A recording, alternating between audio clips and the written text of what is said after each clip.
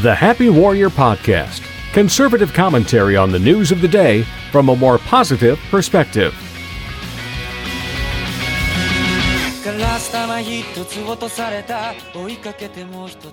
Hey, thank you so much for listening. This is the Happy Warrior Podcast. Just letting you a quick note that this is a two-part episode, so please listen to this one, and in a couple days, I'll have the second part. Thank you. Each summer, the Lady Parks Justice League gathers our favorite performers and we hit the road.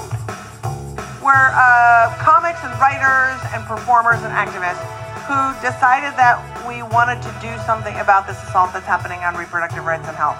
We travel around the country in a van and we do shows like this.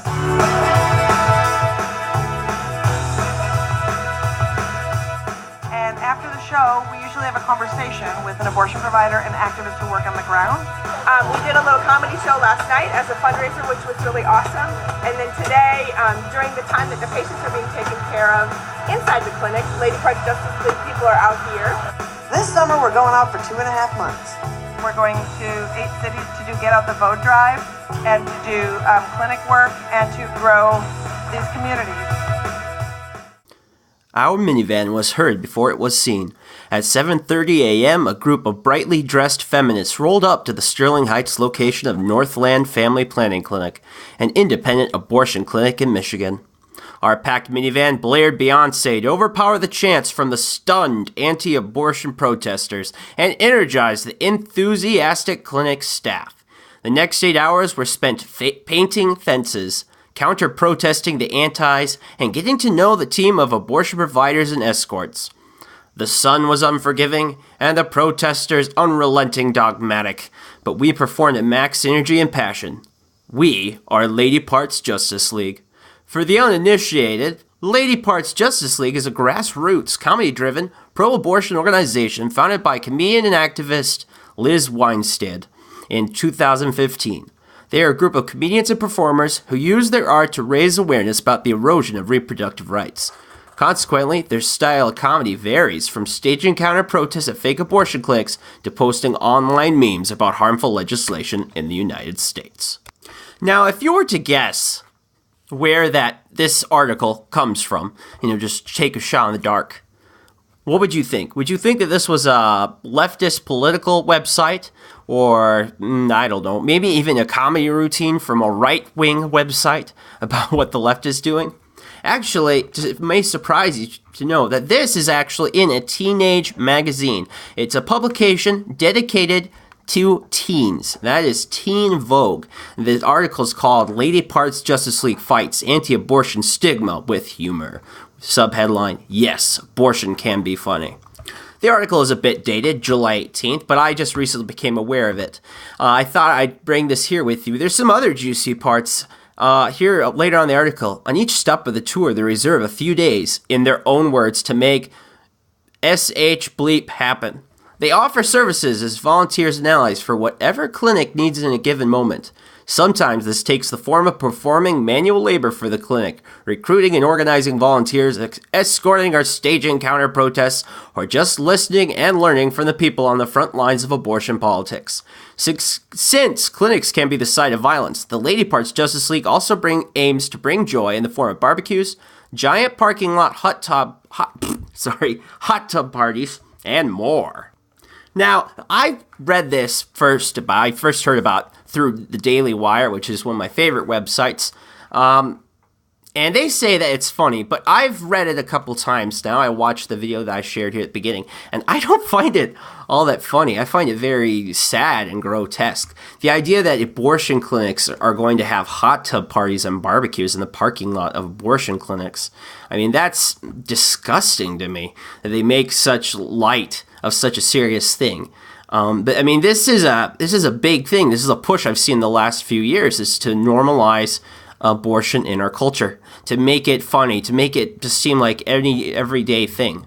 Gone is the idea that abortion should be necessary but rare, and it should be treated with reverence and respect because it is ending the life of an infant. That that view is gone. If you were one of those blue dog Democrats back in the 90s, and that's where you stood, your opinion no longer matters. Now it's about making abortion funny. It's better to joke about abortion and provide abortion on demand. It's disgusting to me. And there are parts that are funny. Like, they try to make light of some of the stuff this group does. They say later in the article, they directly engage with the protesters, asking them questions to expose logical fallacies. Gleefully, I underline that, gleefully shouting back at their violent language, invoking their improvisational skills and natural wit to make jokes out of the situation. Seriously? Do you know what this really is? This is whitewashing protesters saying the nastiest thing, ambushing pro-life protesters, and just making their life hell. And it's not funny. I've seen these protests, and it can get nasty. Now, my sister is more on the left side of this issue than I am, and thankfully she usually is very respectful, and I'm proud of her for her good-natured civil rights and her ethics, that she exercises them responsibly. But unfortunately, it seems that these days most don't. And this group, I mean, this is anything but funny.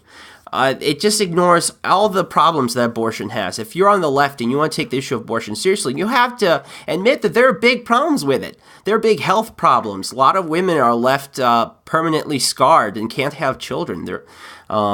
People have died, gone sick, been left with chronic pain or disability. I mean, abortion is a pretty serious procedure. It's a surgical procedure. This idea that you can just snip in after school, get a quick snip, come out, and you're done, that is a lie. It is a serious procedure. And making this funny, treating it such a light thing is disgusting to me. Now, I'm not coming to you guys sharing this grotesque article with you because I wanted to say, get on the pro-life train. I am a pro-lifer. I am one of those that feels that pro-life is the way to go and is today's version of the abolition movement. Though the abolition movement is real today, as slavery is at an all-time high. If you look at the numbers versus now versus slavery in the 1800s. But anyhow, we're not going there. I bring this up to talk about the media. Yes, today's episode, we're going to explore the media. Back in the day, when I was working my bachelor's, there were many professors I respected, and one of them, whose name I won't go to, when I said that media bias existed, and that it's one of the reasons that media websites and papers are shuttering down or, cutting off staff, they're not making the revenue, is because they treat their readers with disrespect. They're only ever aiming to please half the audience, and they treat us, the people on the right, like garbage. And this is today's podcast. All our podcasts, Happy Warrior, is about trying to balance left and right, helping us to be friends so that at the end of the day, we're not enemies. We can shake hands, make up. We can go to parties. We can watch the same movies, yada, yada, yada. Well, I mean, articles like this, make that very hard because there's an underlying intent that those on the pro-life are, wrong. That those on the pro-life side are wrong and they deserve to be yelled at and pushed down and made fun of. And these notes of this article in Teen Vogue, they make no attempt at talking to someone on the right side of the issue. There is not a quote. There's not asking about people in the area when these people have their hot tub parties in the parking lot of abortion clinics, what the locals think. That's not in this article. This is completely one-sided. This is not journalism. We could call it an op-ed. That means that there's intelligent thought put into it. There really isn't. This is a PR piece.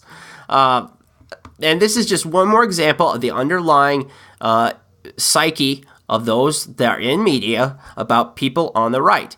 Now, does that mean there are no reporters that are balanced? There are no reporters that actually care about doing the right thing and trying to tell the truth and not putting a spin on it? Yes, I know some. Here in Sioux Falls, we have a reporter, Joe Sneeve of the Argus Leader. I think 99% of the time, he is awesome. And even when he isn't, he's still trying, but no one's perfect. But he does really want to treat everyone in Sioux Falls, all the readers and the audience with respect, and I give him major props. Right now, he's on a Pearl Jam tour. He's taken his motorbike out and following Pearl Jam. I talked to him recently. It sounds like he's going to have fun. So if you're listening, Joe, have a good time. Please wear your bike helmet and try not to get into an accident.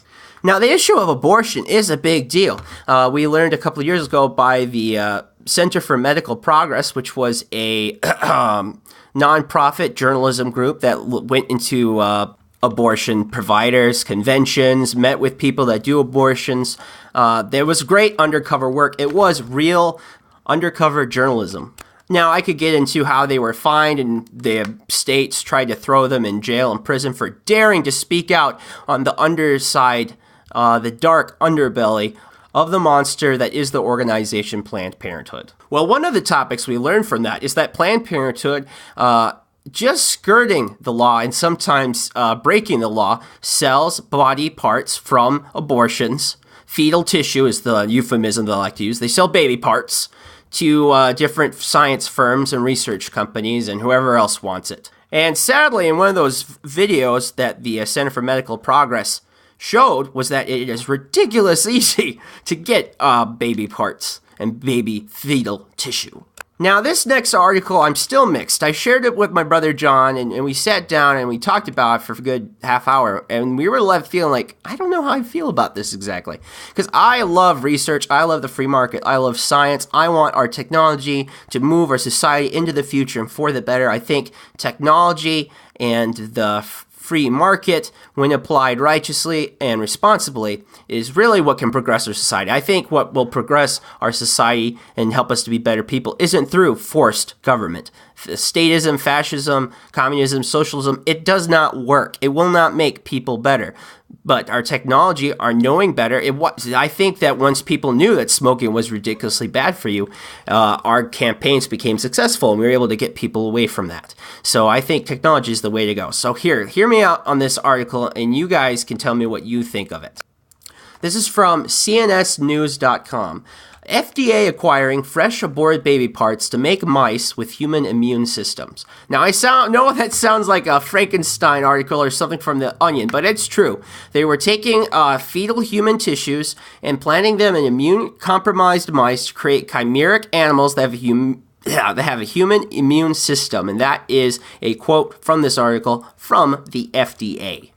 Now, the material is taken from elective abortions, but it's paid with your tax dollars. Yes, our tax dollars are being used to take baby parts and to put them in mice. Now, I understand the purpose of research and science, and that's why I tell you I'm really mixed on this one, because I hate abortion to a core.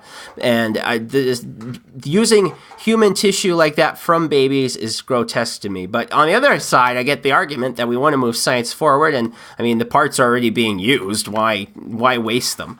So I get both of it, but I don't know. Every time I think about it, it just leaves me sick to my stomach. You know, it's my brain versus my emotions. Which will win out in the day. Now, the article points out that there is none known if the mothers who donated this tissue have any idea how that tissue is going to be used.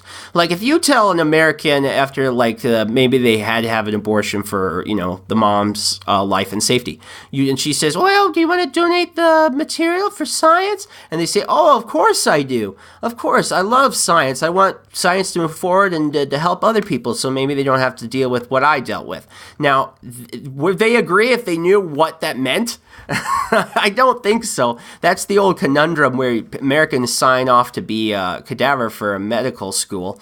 And if they had any, my brother told me this after he took some anatomy courses over at college. I won't name the college right now so he doesn't get in trouble. But he says, I would never donate my body. After seeing how disrespectful those students treated the cadavers, the donated bodies, I would never in a million years have myself or any of my family members donate their bodies to science. I mean, he was real serious about this. Some of the stories he told me of how they treated the cadavers is just, it's sickening. I mean, oh my gosh, I can't hardly think about it without getting ill. So, I don't know. You guys, please write to me. All right, my email, of course, is pete@happy-warrior.net. Please tell me what you guys think. I'm not quite sure what to make of it. I have another one, an article from the Daily Wire, which goes a bit more in depth. Like a contract for the FDA for this is $15,900. Wow. Then there's not a lot of companies that apparently do this. And the House Appropriations Committee at Congress, they did pass a funding bill that banned funding for research using fetal tissue gained from abortion, but the Senate's version got rid of that passage. So right now, it's legal, guys. I wish it wasn't, but it is legal.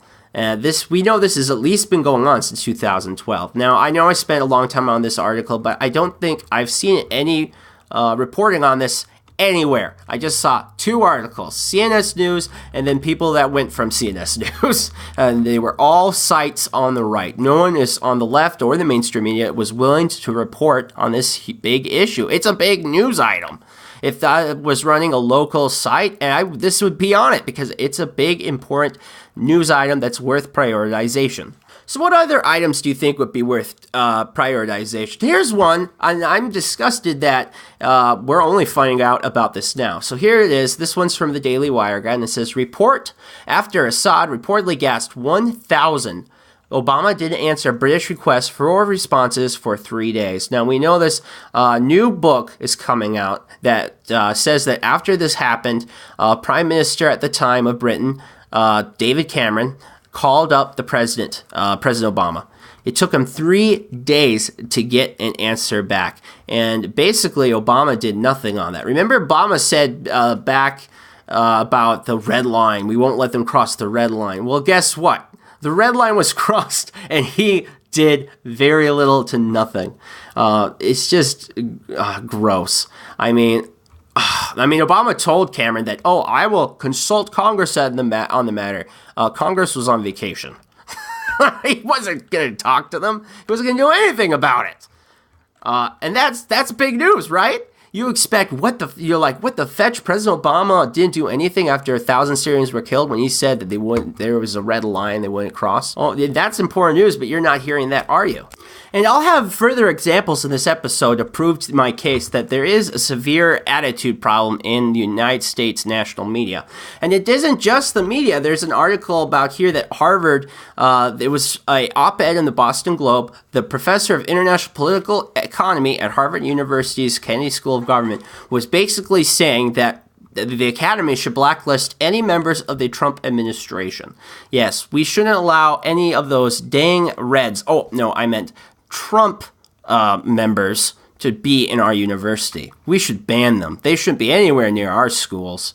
It's just this terrible attitude that people in the Trump administration are complicit with all the evils of the world, and we have to punish them. They can't be part of our highly held university. And now, I know that says, well, Harvard University, who cares, a school? Well, Harvard University School of Government dictates to things. People turn to them for advice. Other schools, people in the media, when they want to get an expert, guess who they're going to come in contact? Well, if the people at the university are largely on the left, what do you think they're going to say? Are they going to say Trump administration has done X well?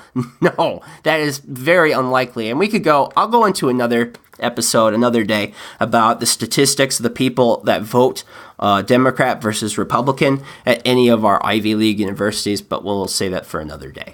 Now, I didn't like President Obama for humongous amounts of reasons. I am a big anti-Obama person. But should we ban people in his administration from work? I mean, that doesn't seem quite right. Here, I'm going to play a piece of audio that came out. I love this. Let me show you, President Trump is a human being. He really isn't the devil. I'm going to play this beautiful piece of audio to hear how President Trump speaks of his wonderful wife, Melania. Here, please take a listen. Could I ask the great First Lady? She has been so caring, so loving, so good to people. I was in Ohio the other night, and there's so many signs, we love our First Lady, we love our First Lady. Melania, please stand.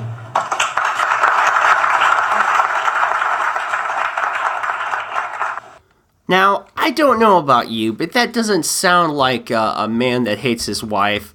That doesn't sound like an inhuman person. I mean, it seems to me that he respects and loves his wife, and there he was trying to honor her.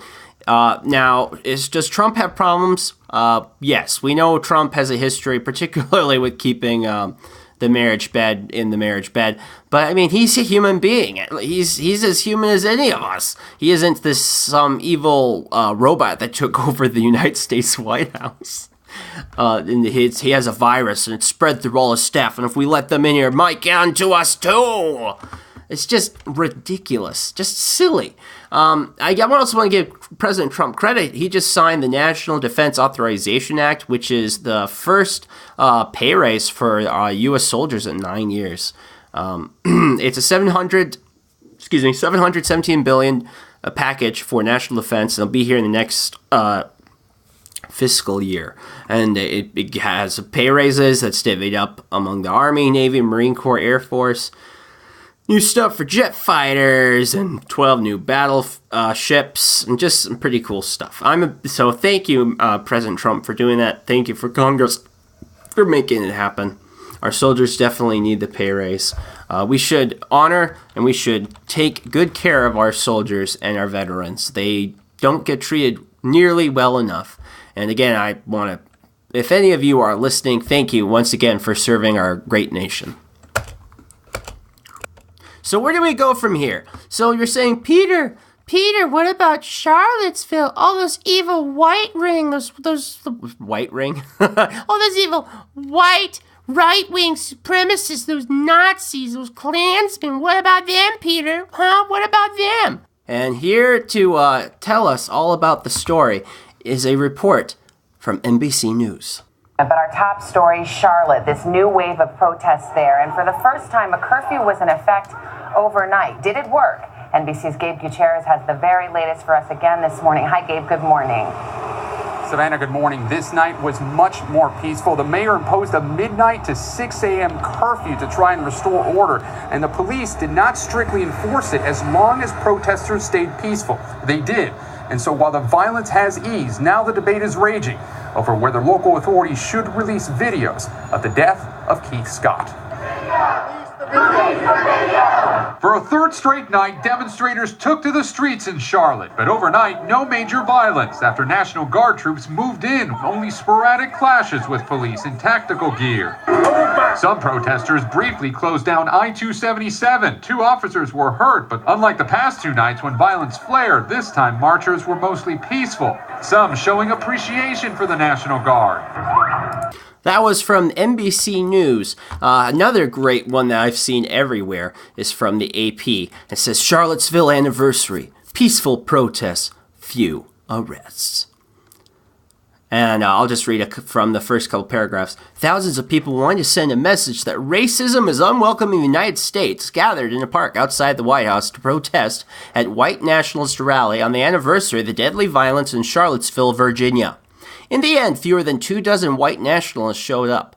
The events in Washington and others in Charlottesville, largely peaceful, though tense at times, marked a year since one of the largest gathering of white nationalists and other far-right extremists in a decade.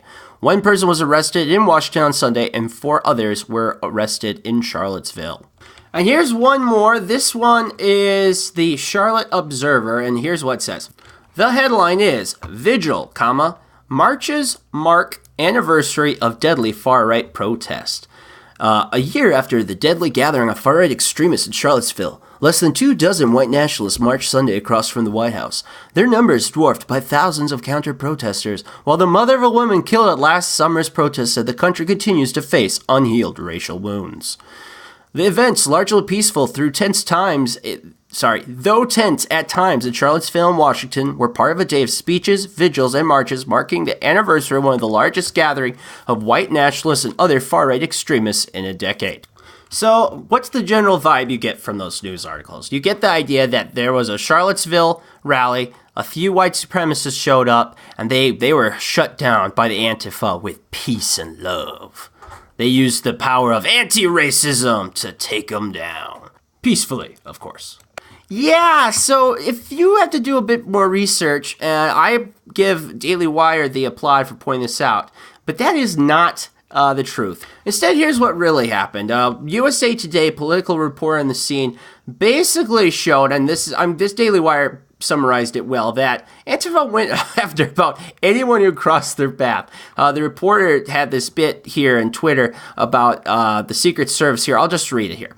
Secret Service broke up a crowd of counter-protesters after smoke flare was ignited in the crowd. Things simmered down quick after the authorities took out batons. A man and woman who were wearing Trump 2020 shirts and walking away from the Unite to Right rally had water and some other chemical thrown on them. Counter-protesters then followed them for blocks. Here's the video.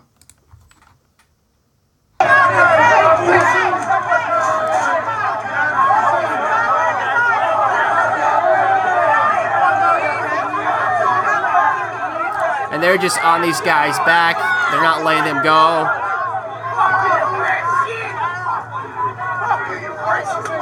Someone just threw a water bottle at him.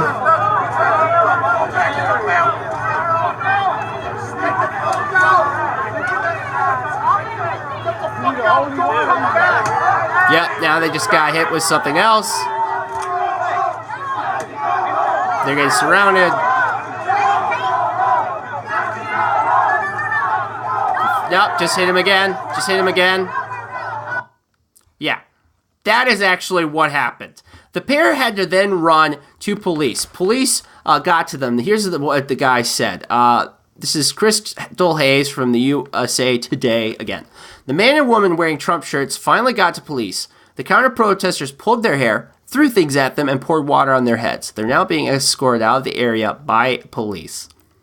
Yeah, and it got worse. Crystal then says here, and I love that, just reported on Twitter, and that's the serious reporting. So at one point, a D.C. Police Department officer was mobbed, or nearly mobbed, by a group of counter-protesters.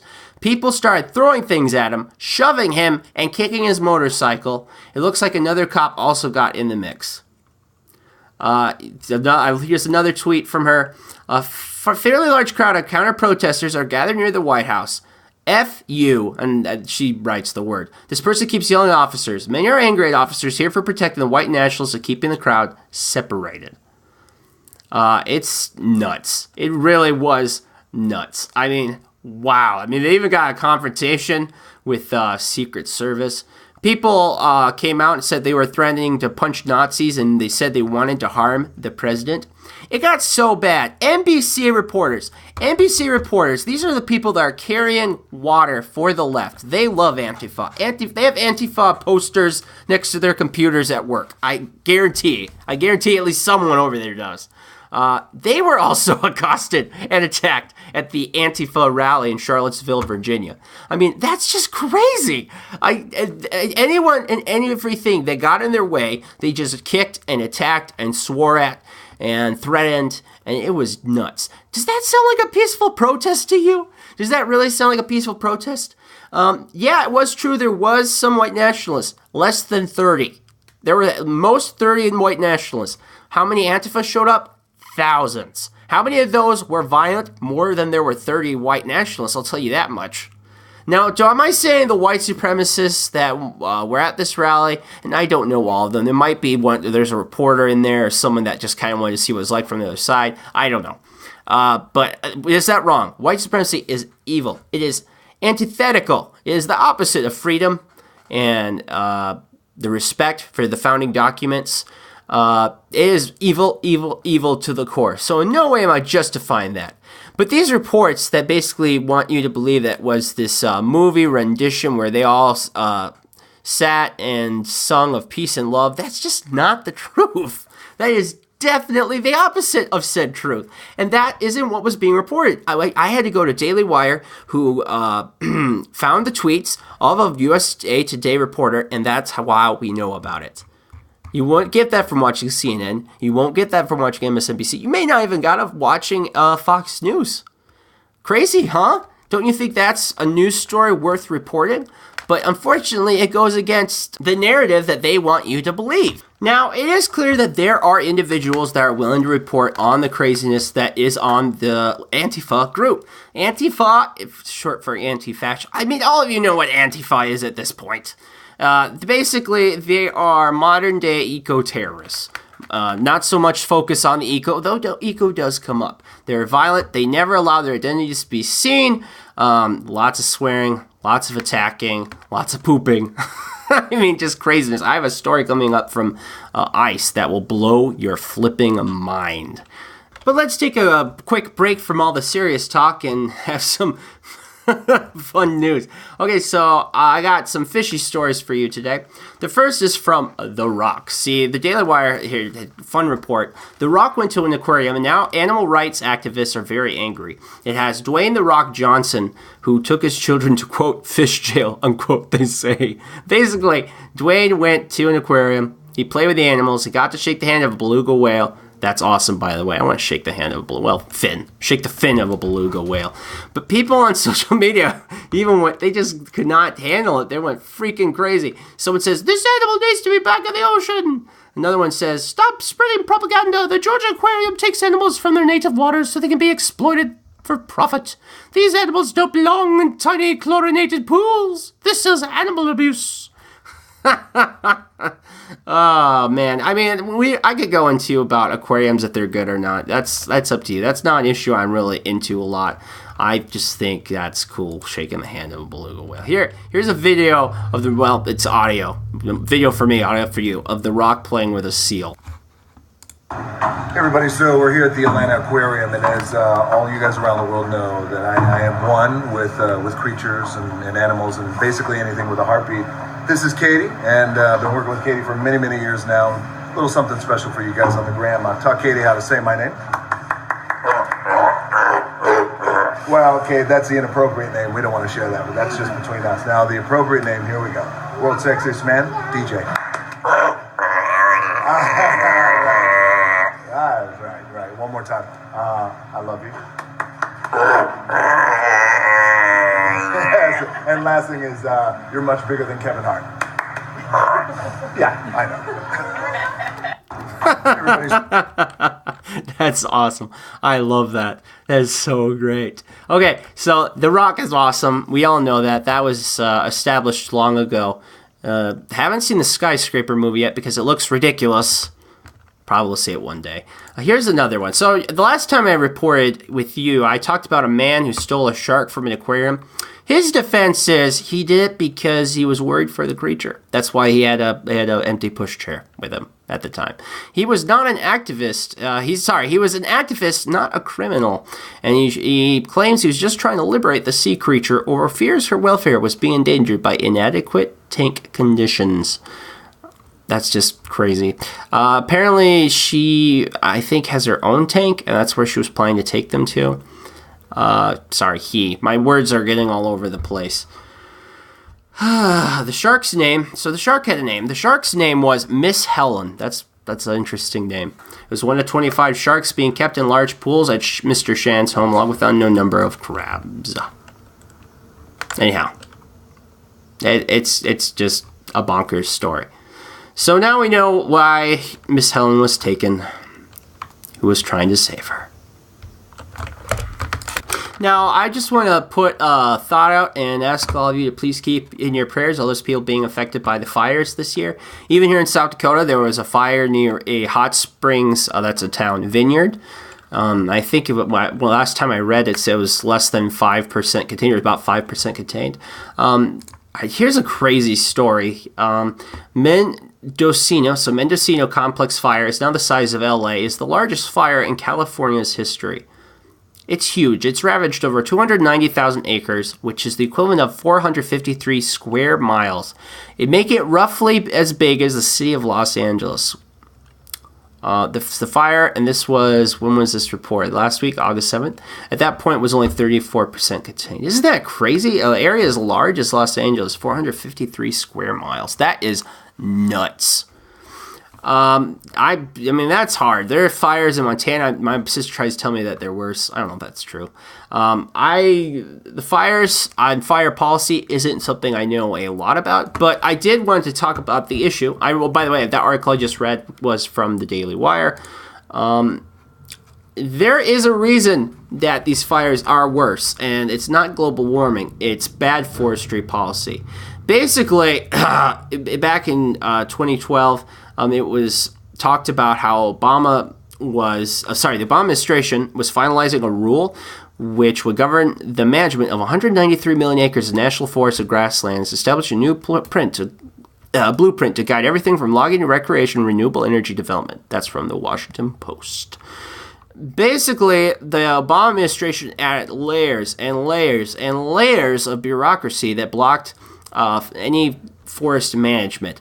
Basically, forest management is something that each part of the country, the people that own the forest or the people that have been in charge of state lands would handle. And they would clear out trees, They would have some controlled burns, and they would allow loggers to come in and harvest usable timber, even from like beetle infestation. They were doing things. Forestry management. That's the word I've been looking for. Forestry management means you manage. You actually do things instead of just letting it sit there. Because if you let it sit there, guess what happens? When a fire gets started, it can get really big and just spread out really fast. I have an article in front of me from the Daily Caller, and they interviewed a wildfire expert. And they basically said that it was poor management, not global warming, is the major reason behind worsening wildfires. And this isn't just a recent, the Obama administration made this much worse, but I guess this problem goes back decades. Forestry mismanagement. And, in South Dakota, we're lucky that they do controlled burns. They do allow some logging and forestry management. And so we don't have these super huge fires all the time like other parts of the country do. Now, do they happen? Yes. But are they as likely to happen? No. Or to get as big? No, because we manage it. But I imagine what you've been reading is that global warming is behind the fires, or you're not really given an explanation why we're having such ghastly amount of fires. And that wasn't the only environmental story that's driving me nuts. I've seen this all over Facebook talking about how the Trump administration is allowing asbestos again, and even has his face on some of it. I saw this. It's just disgusting. That is not the truth. These are extremely inaccurate media reports. One, you should know that there are certain types of asbestos that we do use. Car brakes. Car brakes use a type of asbestos. There's a quote from the Daily Caller in here that the risk of brake failures would be much higher were it not for certain types of asbestos. Now, this is just one rule change. Only the short fiber kind of asbestos is allowed, and that anyone that wants to manufacture with asbestos still has to go to the EPA for approval. So this is not the same as just saying all asbestos everywhere. Let's put asbestos in our buildings. Let's give everyone mesothelioma. I remember growing up watching TV. Mesothelioma ads were everywhere. They're pow, pow, mesothelioma. Call us if you've worked with asbestos. Blah, blah, blah. And it's just silly. One of these great stories had a picture of these crates of asbestos that had Trump's face on it. And this was pushed in this idea. This is kind of like, if I want to say fake news or something, this is fake news. This idea that Trump was giving approval for asbestos, and these containers actually had his face on it. Not true. This was a Chinese company. This Chinese company used Trump's face on it for marketing. They did not get permission from President Trump. Complete fabrication. Now, if you want to talk about a group that is purposely starting fires, we can talk about Hamas. Yes, Hamas, the group with links to terrorism that effectively controls a part of Jerusalem, and they are setting fires on purpose using condoms. Basically, they use these condoms to create what are called arson balloons, and they use them to set fires to Israeli farms and communities surrounding the Gaza Strip. So they're setting these fires on purpose. This is crazy to me. This is one of these things you have to look deeply to find about. Let's talk about, we're talking about Gaza and Israel. Let's talk about the anti-Semitism that's rising. I have some sad stories about, particularly in Germany, about anti-Semitism rising. This article I have here is the Daily Mail. So I moved away from conservative media. Here we are on a news website. Anti-Semitism in Berlin rises by almost 20% as Jewish students and teachers struggle with bullying, death threats, and violence. They say 1 in 5 anti-Semitic hate crimes in Germany in 2018 took place in Berlin. This marks an increase of 19% from 67 to 80 in 6 months. German schools have been ordered to take action in the wake of anti-Semitic bullying cases. One boy had smoke blown in his face to remind him of his Holocaust ancestors. Wow. Now, it's obvious why we're having more hate crimes. It's because we brought in a more influx of people from Islamist society. Now, I said Islamist, not Muslim, because being Muslim is a religion. Islamist is a culture. And Islamists are from these Sharia cultures where it's okay to hate Jews, to abuse people, if they're Jewish or if they're an infidel. This isn't your standard, being a Muslim isn't the same as being Islamist. I think some people conflate the two. And Islamism is outrageous. But what happened was when they imported all these people into Germany and other parts of Europe, guess what they brought along with them? They brought along the attitudes of these people. They brought along their views, including how they feel about Jewish people. Even Politico did a quick report on how anti-Semitic crimes are on the rise in Germany. They talk about a video of a Jewish man being attacked with a belt in Berlin. And the president of the Central Council of Jews in Germany pointed out that a lot of cases just are not being reported. So we actually don't know how far the anti-Semitism is spread. It's sad, really, that this is it's a growing problem. There's a growing attitude of anti-Semitism in Germany. So why do I bring up German anti-Semitism? Well, I bring it up because it's something that's not being reported on very much by the media. Because, of course, the narrative is we have to save all these refugees.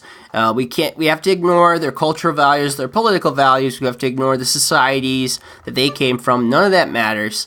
Okay, we can't. And if the word Muslim or Islam shows up, you're a bigot. You can't even report on it. We can't even say that. It's like the guy from a Vox article earlier that had the gall to talk to an expert on Antifa. Okay, so how do I put this?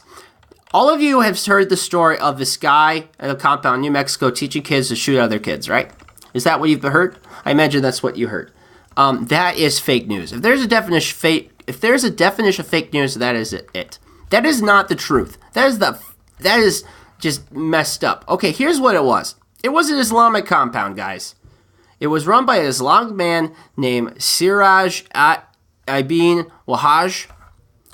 He had 11 kids in there, sorry. They were being abused, they were hungry, they were being taught to commit atrocities, yes. But why were they being taught to commit atrocities? It's before their extreme Muslim belief. This guy, they go back, he was named as one of the prosecutors as Fox News notes that Wahaj's father was named by prosecutors as unindicted co-conspirator in the 1993 World Trade Center bombing. This guy has talked to other people. I'm trying to find my report here. But Linda Sarsour, he talked to her. This was a nasty guy. Then he was doing it because of his extremist Islamist beliefs. But that isn't what any of you heard. You heard he was just this guy trying to shoot school kids, train kids to shoot other kids. If some people even report that this is the NRA's fault. They say, thanks, NRA. Thanks, you made people now go shoot more kids because the NRA is evil. This has nothing to do with the NRA. Some reports were saying that there was this exorcism that was done, kind of trying to put a Christian angle on it. No, that's not what it was. It was an Islamist Muslim religious rite of passage, and it was a mistranslation. That's just nuts. This is it's not the complete opposite of truth, but it's definitely a bending of the truth and trying to purport this terrible thing so it doesn't show the honest truth that Islamism is a problem. We do have to look at people more critically, and we can't just hide their religion. I think when we hide people's religion or we hide cultural values, when we hide information from the public, and I'm talking as a journalist, we do the country a disservice. We really do, because I think there's this attitude in reporters that we just assume that the American people are a bunch of bigots and they'll use this as an excuse to attack Muslims. And I think that's wrong. And I think really it only puts us in danger. I think it probably might even put people who are Islamic in danger. That we won't look into this. We won't allow reporting of this. That we'll make fun of law enforcement if they look into this issue in any way. There were some experts there that work in they're social workers, and they were saying things like this is the worst conditions they ever saw. 20-year veterans. This is like the worst condition of children I've ever seen. They said the living conditions of the compound were literally made out of trash. They were literally made out of trash. Now, I should give a shout out. There were a few people that did report. CNN had a brief segment live where they did talk about what was going on there and mentioned the Islam angle. But, it was just a brief blip, 3 minutes, and none of their articles online even hardly acknowledges this. Fox News, I think, put out one thing about the extremist nature of the leader there. But I mean, it was pretty much no one has talked about this, or very few people have talked about this. I don't think it's getting out to the mainstream media that there is an Islamist angle to this. And of course, it goes back to the media being scared about what the American people will think. Or that's my guess. I don't know. I don't know how that groupthink gets that people aren't willing to just tell the truth, let the cards fall, and, take it where it may. Now, this was a lot of serious news. This is supposed to be the Happy Warrior. I know that was a bit heavy for a Happy Warrior to be, so I'm going to edit here on some fun stuff. Okay, so I got this cool article on study finds, and here's what it says. It says, survey. Pet owners happy, wealthier, more fit than non-owners. Now, here's the first 2 paragraphs. If you think pets are the pits, you may not be living to your potential. A new survey finds that people who own pets are happier, earn more money, and exercise more frequently than those who don't. I have here now I'm recording next to my doggie, Admiral Snugglebear, and it's true. I love her to pieces. She makes me a better person. I feel happier having her around. She makes me exercise, get off my lazy butt. She makes me so happy. I can never say enough good things. I mean, there's a poll of 1,000 British dog and cat owners. Over 55,000 people in the same age group who don't have any pets. Researchers calculate that pet owners were twice as likely to consider themselves sexist. That was a mouthful. I hope you could understand what I just said. In fact, 9 in 10 owners agree that their furry family members were good for their health and well-being. The belief makes sense. The survey showed that pet owners log nearly twice as much exercise, get a good sweat about 5 times per week versus just 3 times a week for non-owners. Psychologist author Corrine Sweet said, we're still reading study finds, the many benefits of pet ownership include the cardiovascular exercise, dog walking, and even the light housework associated with feeding and clearing up after our beloved animals. There you go. Oh, and here's cool. They said, most shockingly, having a cat or dog is somehow linked to higher salaries.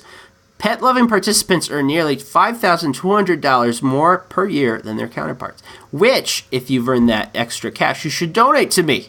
I don't have a thing to donate money to, but you should figure out a way, and then you should donate it. Oh man, I think this is awesome. I love this story. You know who needs a cool pet story? Here's this one. It's about Gulliver. Gulliver is the world's tiniest horse. Gulliver stands at just 19 inches tall. He's Russian. He was born in Russia. He was only 12 inches when he was born, but now he's 19. He appeared at an exhibition in St. Petersburg where he played with a dog. I'm reading from Daily Mail again. I have some solid articles from Daily Mail today. Can you believe that? He's not 49 centimeters from hoof to shoulder blades. I mean, he's so tiny. He's next to this little dog. It's a puppy.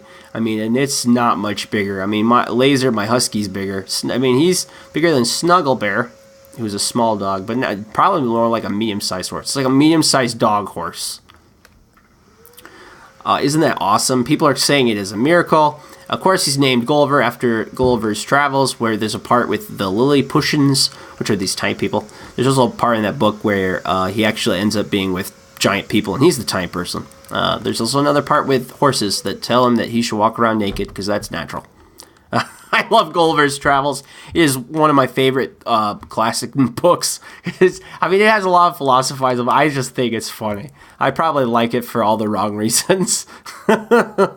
Oh man, there's this picture of this dog on the back of this horse, and it is hilarious. Robert, you should use this as the caption. You should use it. I'll send you a link. Okay, here's the last one. Bizarre, I don't know if this is a happy news, this is sad news. This is bizarre plight of 1,000 crocodiles left homeless after man tried to open tourist attraction in a war zone. So, someone out there wasn't exactly smart. This is from, The Mirror, which is a UK newspaper. The Israel Defense Ministry has been forced to admit it has no idea what to do with the snappy reptiles who are in a farm. There are 1,000 crocodiles are homeless in the West Bank. That is like the worst place to put a tourist attraction. I don't know what this guy was thinking. Anyhow, they don't know Israel doesn't know what to do with them. It's just 1,000 crocodiles just hanging out. This was, the government had to step back in 2012 when 70 crocodiles managed to escape. No one's been allowed to be there since. They're not sure what to do. The owner had hoped to sell the crocs for their skin, but a law came out which made this illegal. I'm curious. So does anyone need a pet crocodile? Should you write them? If you want a pet crocodile, contact the Israeli Defense Ministry. Say, I want a pet crocodile. There's this picture I saw on Facebook of this gal. She interned at a crocodile alligator ranch. It was kind of, like a touristy zoo thing. And she became friends with this humongous crocodile there. It was alligator. It doesn't matter. Not to me, anyways. And she got her senior picture. And it was a senior picture. I think she was working on college, though. Do you still call those senior pictures if they're for college? I don't know. Anyhow, thank you so much for watching. Please don't send me a crocodile. I don't know where to put it. It might eat my dog. That would make me sad. If you don't have a pet, get one. Thank you for listening to The Happy Warrior. This is part 1 of a 2-parter. I tried to mix up the formula. So we're gonna have one part here, and then I do another part. Both are pretty serious. Both have an angle about talking about the media and media bias. Next episode, I'm going to talk about Batwoman. I'm going to talk about Super Smash Brothers. I'm going to talk about the ICE hostage crisis that no one knows about. I'm going to talk about a real-life Indian castaway, like in the movie, and much more. Thank you so much for listening. This is the Happy Warrior Podcast. God bless America. God bless the military and our troops. Thank you for your service. Please stay safe. Buy a pet. Don't send me a crocodile. And that's all. That's all, folks. See you next time in part 2. Thank you for listening. The Happy Warrior Podcast, hosted by Peter Vaughn Pischke, produced by Robert Mehling, a production of the Sioux Empire Podcast Network. Learn more at happy-warrior.net.